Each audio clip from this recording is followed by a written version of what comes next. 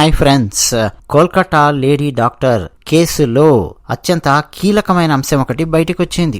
ఆ కళాశాల ప్రిన్సిపాల్ సందీప్ ఘోష్ అతను చేస్తున్నటువంటి అవినీతి చిట్టా మెల్లిగా బయటకు వస్తోంది. అనాథ శవాలను కూడా ఆ ప్రిన్సిపాల్ సందీప్ ఘోష్ అమ్ముకునేవాడని, బంగ్లాదేశ్కు అక్రమంగా మెడిసిన్ను ఎగుమతి చేసేవాడు అని చెప్పి ఆ హాస్పిటల్లో పనిచేస్తున్నటువంటి ఒక మాజీ ఉద్యోగి మీడియా ముందు మాట్లాడటము, చాలా చాలా కీలకమైన అంశాలు బయట పెట్టడం జరుగుతోంది. 3 రోజుల క్రితం మనం మన ఛానల్లో ఈ లేడీ డాక్టర్ కేసు విశ్లేషించుకుంటూ ఎవడో ఒకడు ఆమెను అకస్మాత్తుగా చూసి ఒంటరిగా దొరికింది కదా అని చెప్పి అఘాయిత్యం చేశాడు అన్న కోణంలో మనం ఆలోచిస్తే మనకు లో లెవెల్ ఐక్యూ ఉన్నట్టే అని చెప్పి అన్నాను. అంతకు మించినటువంటి వ్యవహారం కనిపిస్తోంది అని చెప్పి నేను అన్నాను. ఆ టైంలో నేను విక్రమ్ నటించినటువంటి ఒక సినిమా కూడా గుర్తు చేశాను. నాకు ఆ సినిమా పేరు తెలియదు, కానీ కొంతమంది కామెంట్ సెక్షన్లో రాశారు. సమురాయ్ అనేది విక్రమ్ నటించినటువంటి తమిళ సినిమా, తెలుగులో కూడా దాన్ని డబ్ చేసి వదిలారు. అందులో ఈ మెడికల్ మాఫియాకు సంబంధించి హాస్పిటల్స్లో జరిగే నేరాలు ఘోరాలకు సంబంధించి ఆ హీరోయిన్ బయట పెట్టాలని చెప్పి ప్రయత్నం చేస్తుంది. ఆ హీరోయిన్ని హాస్పిటల్లో ఉన్నటువంటి యాజమాన్యం పైకి పంపిస్తుంది. అదనమాట ఆ సినిమాలో కీలకమైనటువంటి అంశం. అలాగే మరికొంతమంది రాశారు, నాగార్జున, రమ్యకృష్ణ, మనీషా కొయిరాలా సినిమా క్రిమినల్. ఆ సినిమాలో కూడా మనీషా కొయిరాలని పొట్టన పెట్టుకుంటారు. ఎందుకంటే హాస్పిటల్లో జరుగుతున్నటువంటి నేరాలు ఘోరాలు బయట పెట్టాలని చెప్పి ఆమె ప్రయత్నం చేస్తుంది. Criminal cinema. సో సినిమాలలో కొన్ని మనం చూసినప్పుడు మనకు పెద్దగా అర్థం కాదు, కానీ అవి నిజ జీవితంలో కూడా కొన్ని జరుగుతూ ఉంటాయండి. ఇదిగో ఇదే ఎగ్జాంపుల్. ఈ హాస్పిటల్ ప్రిన్సిపాల్ అయినటువంటి సందీప్ ఘోష్, ప్రస్తుతానికి మాజీ ప్రిన్సిపాల్ అనాలేమో, అతని చేత రిజైన్ చేయించారు కాబట్టి. సో వాడి పారేసినటువంటి సిరంజులు, అలాగే హాస్పిటల్కు సంబంధించిన ఇతర సామాగ్రి మొత్తం రీసైక్లింగ్ చేసి అమ్ముకొని సొమ్ము చేసుకునేవాడు అన్న విషయం బయటికి వచ్చింది. నిజానికండి పోయిన సంవత్సరమే ఇదే కాలేజీలో పనిచేసి ప్రస్తుతం ముర్షిదాబాద్ డిప్యూటీ మెడికల్ కాలేజ్ సూపరింటెండెంట్గా ఉన్నటువంటి అఖ్తర్ అలీ, ఆయన చాలా విషయాలు ఇంతకుముందే ఉన్నతాధికారులకు ఫిర్యాదు చేశారు.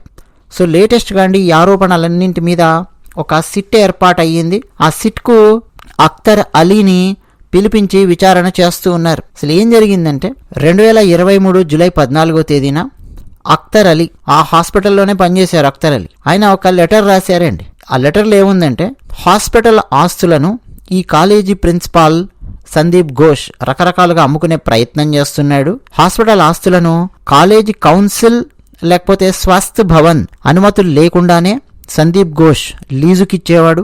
ఇక ఈ హాస్పిటల్కు అనుబంధంగా ఉన్నటువంటి కాలేజ్, హాస్పిటల్ రెండింటికి సంబంధించిన చాలా చాలా పరికరాలు, అలాగే మెడిసిన్ అవన్నీ కూడా ఎన్నుకోవడంలో బంధుప్రీతి చూపించేవాడు. తనకు సంబంధించిన వాళ్లకు ఆ టెండర్లన్నీ ఇచ్చి ఆ హాస్పిటల్ కావాల్సినటువంటి పరికరాలు, మెడిసిన్ మొత్తము తన బంధువుల నుంచి సరఫరా అయ్యేటట్టు చూసుకునేవాడు. సో అక్కడ ఫుల్ డబ్బు కొట్టేసేవాడు. కోట్ల రూపాయల విలువైనటువంటి కొటేషన్స్ ఉంటాయి హాస్పిటల్కి సంబంధించి. ఆ విషయంలో కూడా ఫుల్గా కుమ్మక్కయ్యి అనర్హులందరికీ ఇచ్చాడు. ఇక రకరకాల సరఫరాదారులు ఉంటారు హాస్పిటల్కి సంబంధించి, వాళ్ళ నుంచి దాదాపు 20% కమిషన్ తీసుకునేవాడు. అంతేకాదు పరీక్షల్లో ఫెయిల్ అయినటువంటి విద్యార్థుల నుంచి కూడా బాగా సొమ్ములు తీసుకుని దండుకుని వాళ్ళను పాస్ చేయించే ప్రయత్నం చేసేవాడు. ఇక అనాథ శవాలను ఇష్టం వచ్చినట్టుగా అమ్ముకునేవాడు. హాస్పిటల్లో వాడేసినటువంటి సిరంజిలు, సెలైన్ బాటిల్స్, రబ్బర్ గ్లౌజులు ఇవన్నీ ప్రతి 2 రోజులకు 500 నుంచి 600 కిలోల దాకా పోగవుతూ ఉండేవి. చాలా పెద్ద ప్రభుత్వ హాస్పిటల్ కదా.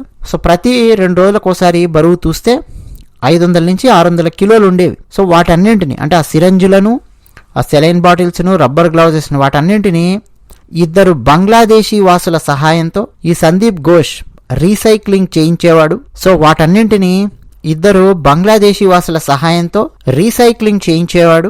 రీసైక్లింగ్ చేయించిన తర్వాత వాటన్నింటినీ బంగ్లాదేశ్కు అమ్ముకునేవాడు. వీటి మీదనే అండి మొత్తం ఆయన అఖ్తర్ అలీ విజిలెన్స్ కమిషన్కు, ఏసీబీకి, హెల్త్ డిపార్ట్మెంట్స్కు కంప్లైంట్స్ ఇచ్చాడు.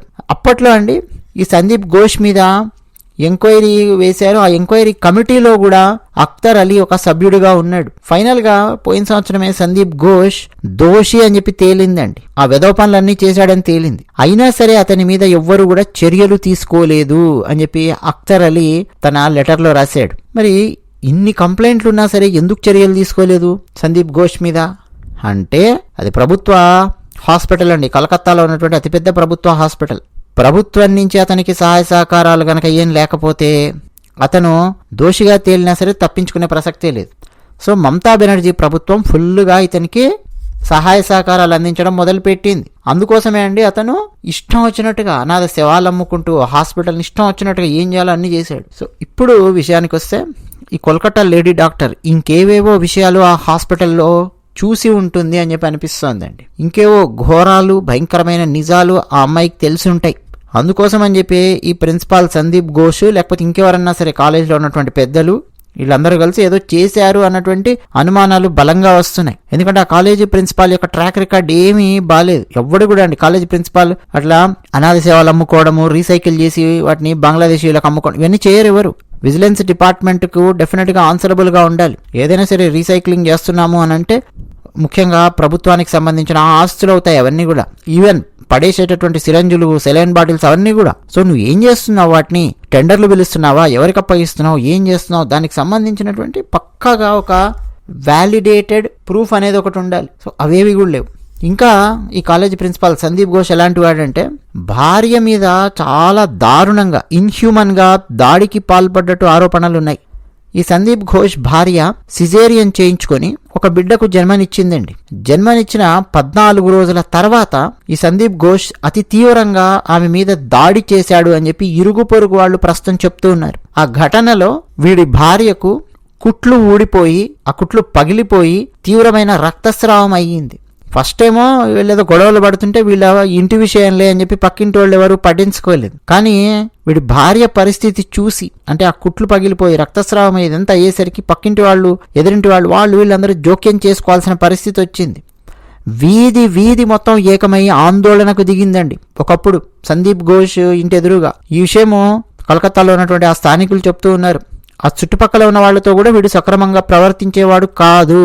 సో ఇట్లా ఎన్నెన్నో నేరాలు ఉన్నాయి కాలేజీ ప్రిన్సిపాల్. అందుకే అండి ఆ అమ్మాయి, కోల్కతా లేడీ డాక్టర్ అమ్మాయి మరణించిన తర్వాత తనను తానే అంతం చేసుకుంది అని చెప్పి వీడి అసిస్టెంట్ చేత ఆ అమ్మాయి తల్లిదండ్రులకు ఫోన్ చేయించాడు. అంటే ఆ అమ్మాయి మీద ఎవరు అఘాయిత్యం చేయలేదు, ఆ అమ్మాయిని ఎవరు పొట్టన పెట్టుకోలేదు, ఆ అమ్మాయి తనను తాను అంతం చేసుకుంది అన్నటువంటి సీన్ క్రియేట్ చేయాలని చెప్పి వీడు చాలా ప్రయత్నం చేశాడు. మళ్ళీ వీడికి మమతా బెనర్జీ సర్కారు ఫుల్గా బ్యాకింగ్ నుండి హెల్ప్ చేస్తుంది. విద్యార్థుల ధర్నా దెబ్బకు వీడి చేత కాలేజీకు రాజీనామా చేయించి మరో కాలేజీలో, కలకత్తాలోని మరో కాలేజీలో వీడికి అపాయింట్మెంట్ ఇచ్చింది విత్ ఇన్ 12 hours.